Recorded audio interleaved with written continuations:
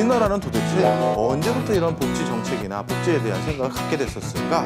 유럽과 미국의 여러 나라들이 등장하면서 이들 나라들이 다양한 사회복지 프로그램들을 만들어내기 시작합니다. 오랫동안 복지의 최고 종주국이라고 했던 그들의 모습을 포기하고 결국 일부 복지 정책을 중단하는 형태를 취하게 됩니다.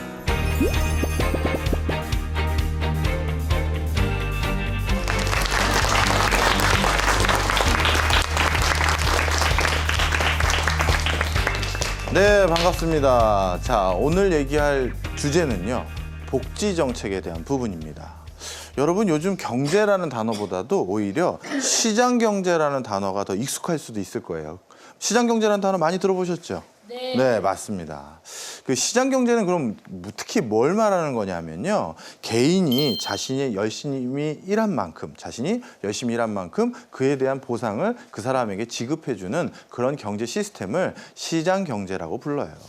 그런데 이렇게 자신이 열심히 일한 만큼 그 사람에게 응당의 대가를 지불하다 보면 참 불가피하게 빈부격차라는 게 어느 정도 생기게 됩니다. 그러면 우리가 이 빈부격차라는 걸 그대로 보고만 있을 수는 없겠죠. 따라서 정부나 국가는 다양한 계층과 많은 부분에서 복지 정책이라고 해서 가난한 사람과 어려운 사람을 도와주는 경제 프로그램들을 만들어 구축하고 있어요. 아마 오늘의 주제는 이거에 대해서 이해하는 시간을 가져보는 거다, 이렇게 생각하시면 될 것 같습니다. 그러면 우리나라는 도대체 언제부터 이런 복지 정책이나 복지에 대한 생각을 갖게 됐었을까라는 것부터 살펴보도록 하겠습니다.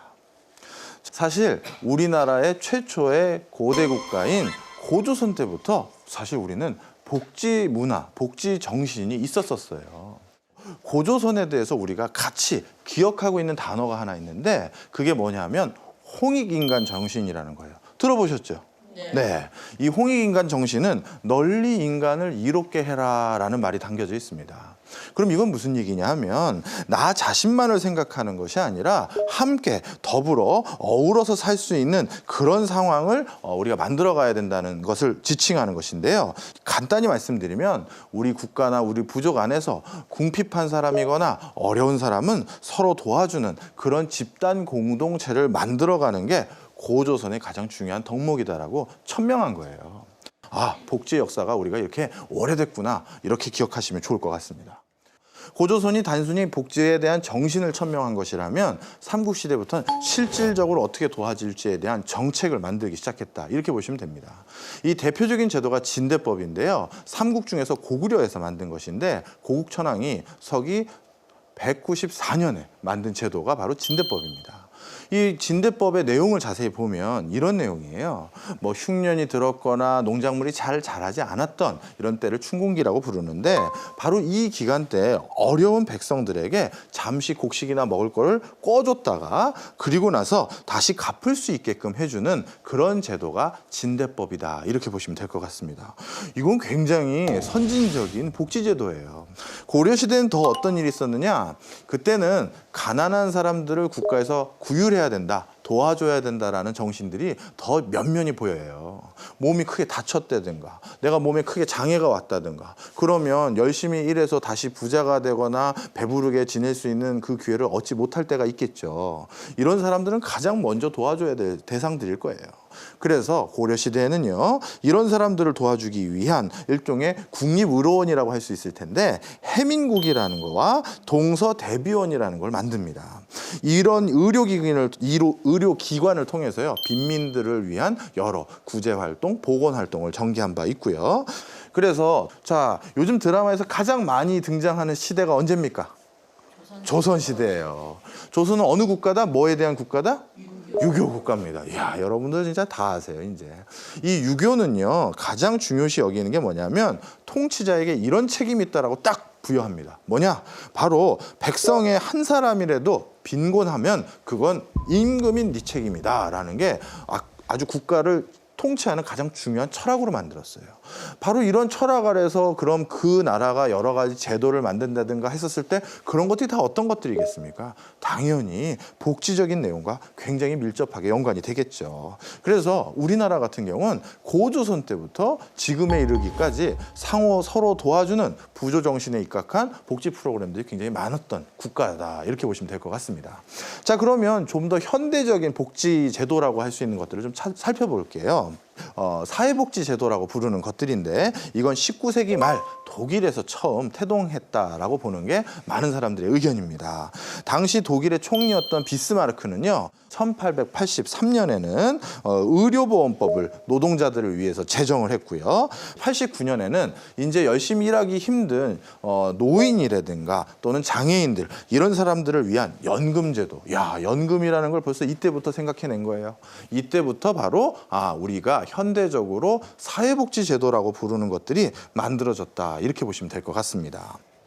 자, 그런데 세계대전 이후 이런 독일의 복지 프로그램을 똑같이 한번 구현해보고 싶은 유럽과 미국의 여러 나라들이 등장하면서 이들 나라들이 다양한 사회복지 프로그램들을 만들어내기 시작합니다. 근데 그러다 보니까 1950년대부터 1980년대까지 서유럽의 여러 사회복지 예산들이 국민 총생산, 즉 GNP 부분에서 차지하는 비중이 급속도로 늘어나기 시작합니다. 초창기에는 한 8%나 9%에 해당되는 수준의 국민 총생산에서 차지하는 비중이 사회복지 예산이 그 정도였는데 나중에 돼서는 무려 25%에 가까울 정도로 예산이 많이 차지하게 된 것이죠. 당연히 그런 과정에서 국가에서는 어떻게 되겠습니까? 이런 예산이 부담스러워지는 거예요.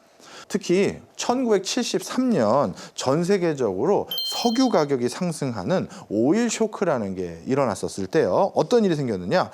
갑자기 급속히 많은 국가에서, 선진국이라 부르는 국가에서 일자리가 줄어들게 됩니다.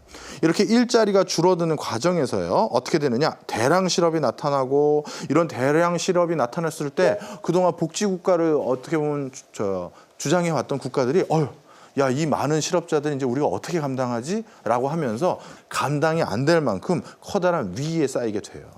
바로 이런 과정 속에서 많은 국가에서는요, 복지 프로그램의 방식을 선회합니다. 아까 말씀드렸던 복지 정책의 선진국들, 스웨덴들이 있는 그곳을 뭐라고 부르죠? 무슨 반도? 스칸디나비아 반도라고 불러요. 여기 있는 국가들도 오랫동안 복지의 최고 종주국이라고 했던 그들의 모습을 포기하고 결국 일부 복지 정책을 중단하는 형태를 취하게 됩니다.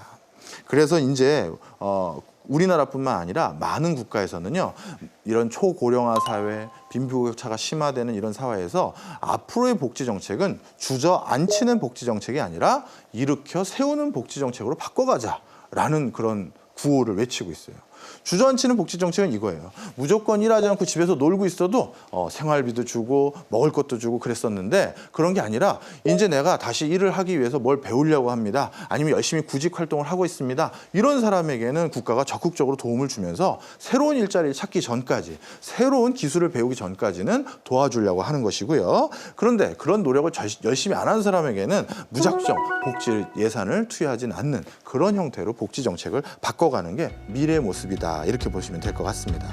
그래서 여러분들은 우리나라의 나중에 대표적인 국민의 한 사람이 될 것이고, 이 중에는 복지 정책을 직접 입안하는 관료가 되실 분도 있을 거고, 복지 정책에 대한 프로그램을 고민해주는 이런 여러 학자들이 되는 분들도 계실 거예요. 오늘 여러분들이 경제학의 따뜻한 가슴과 냉철한 이성을 함께 갖추는 그런 기회가 됐었으면 하는 바람입니다. 자, 여기서 마치겠습니다.